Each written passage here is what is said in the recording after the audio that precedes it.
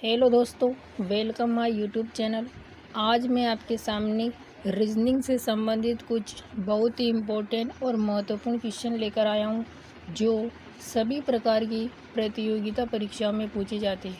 तो आइए देखते हैं। तो रीजनिंग का पहला लेसन का पहला क्वेश्चन है कि 30 छात्रों की एक कतार में अंजू का क्रम प्रारंभ से 13वां है, तो बताइए कि अंत से उसका क्रम क्या होगा। यानी कि कक्षा में कितने छात्र हैं? 30। कक्षा में छात्रों की संख्या है 30। छात्रों की संख्या है 30। उसमें अंजू का क्रम, अंजू का जो क्रम है, अंजू का क्रम प्रारंभ से 13वां है, तो अंत से उसका क्रम क्या होगा। यानी कि 30 में से 13 माइनस होंगे तो बचेंगे 17। यानी कि अंजू के पीछे छात्रों की संख्या है 17। प्लस जब हम इसमें एक ऐड कर देंगे तो यह हो जाएंगे 18। यानी कि अंजू का जो क्रम है वह अंत से 18वां स्थान पर अंजू है। उसके बाद दूसरा क्वेश्चन है कि एक कार रैली में विजय विपिन से पीछे परंतु सुकुमार से आगे है। विपिन रवि से पीछे परंतु विजय से आगे है। नारायण बीच में है, तो सबसे आगे कौन है। यानी कि एक कार की रैली में जो विजय है, कौन है? जो विजय है, विजय विपिन से पीछे, मतलब विजय से आगे कौन है? विपिन। तो विजय जी से आगे कौन है? विपिन। और विजय कहाँ है? पीछे है। परंतु विजय जो है सुकुमार से आगे है, तो सुकुमार कहाँ होगा? विजय के पीछे होगा, सुकुमार से आगे। विपिन रवि से पीछे, तो रवि कहाँ होगा? आगे होगा, विपिन से आगे होगा। और नारायण बीच में, यानी कि यहाँ पर 4 नाम है, रवि, विपिन, विजय, सुकुमार। इसमें नारायण का जो है वह कहाँ है? बीच में। तो नारायण इन चारों के बीच में है। तो बताए कि सबसे आगे कौन है। तो सबसे आगे जो होगा वो होगा रवि। क्या होगा? रवि। तो यहाँ डी वाला ऑप्शन रवि जो है वह क्या होगा? राइट होगा। उसके बाद क्वेश्चन नंबर 3। एक महिला की ओर संकेत करते हुए साइमन ने कहा कि वह मेरे पिता की एकमात्र बहन की पुत्री है, तो वह महिला साइमन से किस प्रकार संबंधित है। मतलब ये है महिला। इस महिला की ओर संकेत करते हुए कौन? साइमन। साइमन ने कहा कि वह मेरे पिता, यानी कि साइमन के पिता की एकमात्र बहन, पिता की बहन की एकमात्र पुत्री है। कौन है? ये महिला है। पिता की बहन की पुत्री कौन है? ये महिला है। तो यह साइमन से किस प्रकार संबंधित होगी। तो यह महिला साइमन की पुपेरी बहन होगी। उसके बाद क्वेश्चन नंबर 4। सी माता है ए और बी की, और डी पति है बी का, तो सी का डी से क्या संबंध है। यानी कि सी क्या है? माता है। सी माता है, ए और बी की माता है। डी पति है, डी क्या है? पति है। किसका है? बी का। यानी कि डी जो है वह बी का पति है। बी का क्या है? पति है।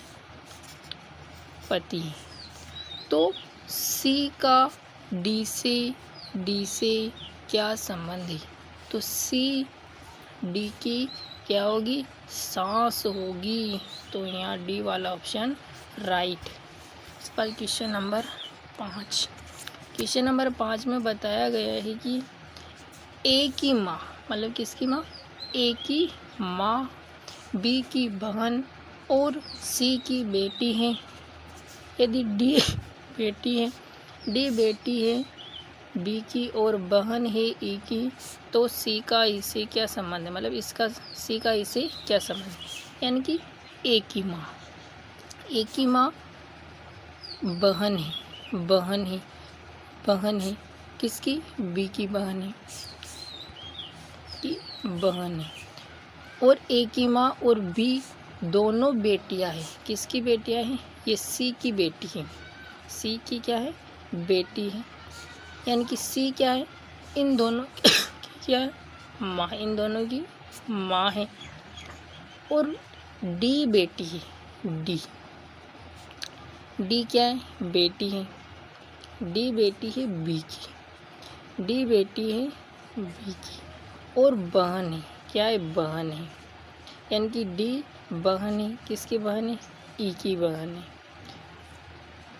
तो ई का, तो ई का सी से क्या संबंध है? तो ई का सी से क्या संबंध, यानी कि जो सी है वह ई की क्या होगी? नानी होगी, क्या होगी? नानी होगी। तो यहाँ बी वाला जो ऑप्शन है वह क्या होगा? राइट होगा। उसके बाद क्वेश्चन नंबर 6, क्वेश्चन नंबर 6 में बताया कि सुरेश और रमेश, यानी कि रमेश और सुरेश क्या है? दोनों क्या है? भाई है, दोनों क्या है? भाई है। और राखी और गीता आपस में बहन है। सुरेश का लड़का गीता का भाई है, बताए कि सुरेश का राखी से क्या संबंध है? तो रमेश का लड़का,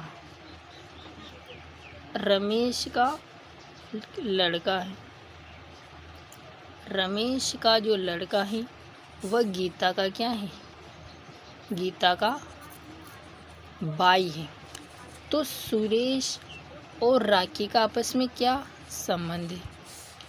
मतलब जब रमेश का लड़का गीता का भाई है तो वह राखी का भी क्या होगा? गीता का भाई है तो वह राखी का भाई होगा। तो सुरेश क्या है? रमेश का भाई है, तो सुरेश जो है वह राखी का क्या होगा? सुरेश, सुरेश जो है, सुरेश जो है वह राखी का चाचा होगा, क्या होगा? चाचा होगा। तो चाचा होगा, तो बी वाला जो ऑप्शन है वह राइट है। उसके बाद क्वेश्चन नंबर 7, क्वेश्चन नंबर 7 में बताया गया है कि के बी से ज़्यादा सुंदर है। कौन है? के, जो के है वो बी से ज़्यादा सुंदर है और बी वाई के समान सुंदर नहीं है, बी वाई के समान सुंदर नहीं। 7 में बताया गया कि के बी से ज़्यादा सुंदर तो है लेकिन वह बी वाई के समान सुंदर नहीं है। और जे जो है वह बी और वाई के समान सुंदर नहीं है। तदनुसार सुंदरता की कोटि में सबसे निचले स्तर पर कौन है, यानी कि सबसे सुंदर कौन है? तो यहाँ बताया कि के बी से ज़्यादा सुंदर, तो बी से ज़्यादा सुंदर कौन है? के। और बी वाई के समान सुंदर नहीं है, तो बी से ज़्यादा सुंदर कौन होगा? वाई होगा। और बी क्या होगा?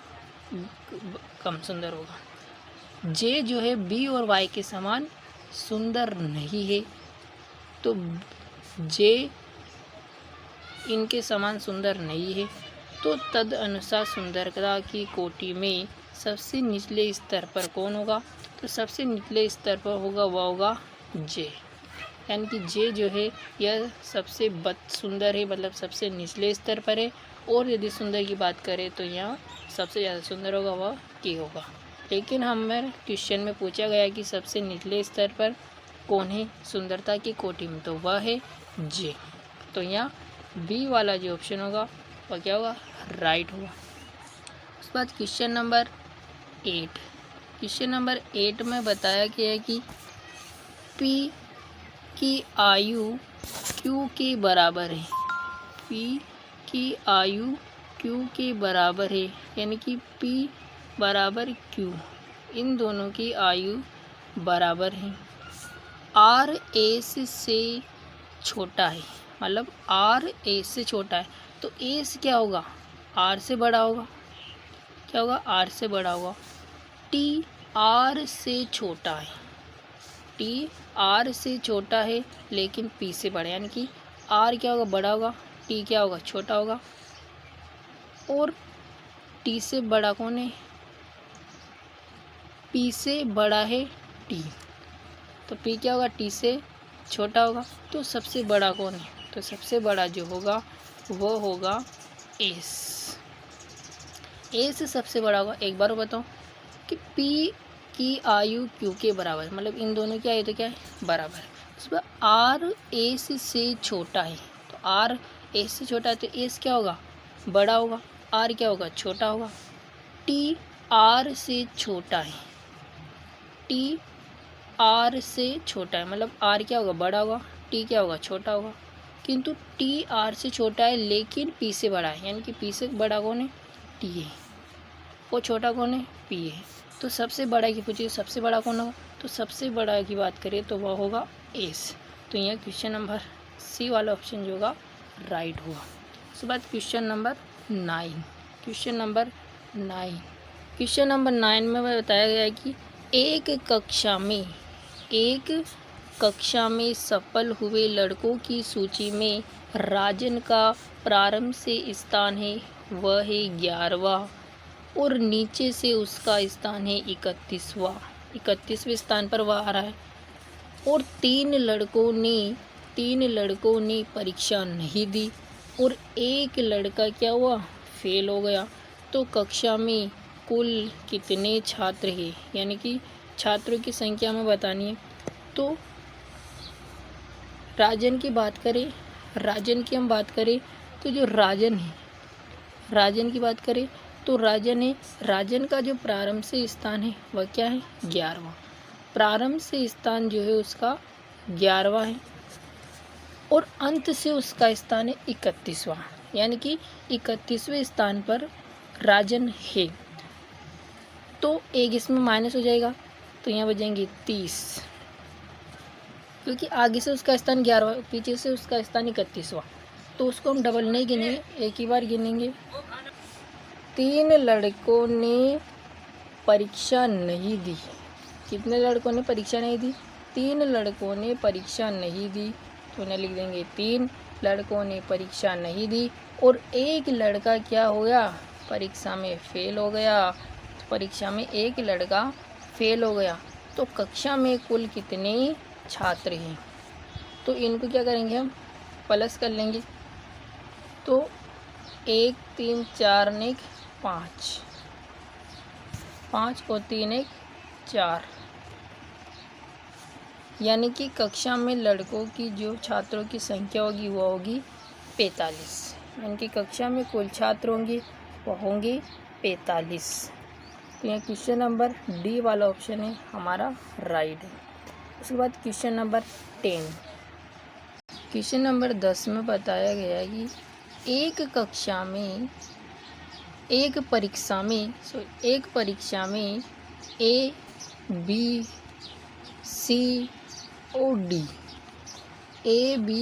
C D को अलग अलग अंक प्राप्त हुए हैं। B ने C और D से अधिक अंक प्राप्त किया है, किसने, B ने। C और D से अधिक अंक प्राप्त किया है, किसने, B ने। A से कम अंक किसी के नहीं आए, तो इसमें सबसे अधिकतम अंक किसके आए, तो B ने, किसने, B ने। C और D से अधिक अंक प्राप्त किए, मतलब C के क्या है, कम है और D के क्या है, कम है। A से कम अंक किसी के नहीं आए, सबसे कम अंक आए A के। तो बताइए कि सबसे अधिक अंक किस छात्र के आए, तो वो उसके आए B के। B ने जो था परीक्षा में सबसे अधिक अंक प्राप्त किए, तो यहाँ A वाला जो ऑप्शन है हमारा राइट होगा, A वाला ऑप्शन राइट होगा। तो आज की हमारी क्लास यहीं समाप्त होती है। यदि आपको हमारा ये तरीका या हमारा चैनल अच्छा लगा तो हमारे चैनल को लाइक करें, कमेंट करें, शेयर करें और सब्सक्राइब करना ना भूलें। यदि आप इसी प्रकार की और क्वेश्चन देखना चाहते हैं तो हमारे व्हाट्सएप ग्रुप में शामिल होने के लिए शामिल हो, या मैं आपको अपना नंबर देता हूँ 7412 903433 नंबर पर संपर्क कर आप हमारे व्हाट्सएप ग्रुप में शामिल हो सकते हैं। तब तक मैं आपसे विदा लेता हूँ। मिलते हैं अगली क्लास में। धन्यवाद।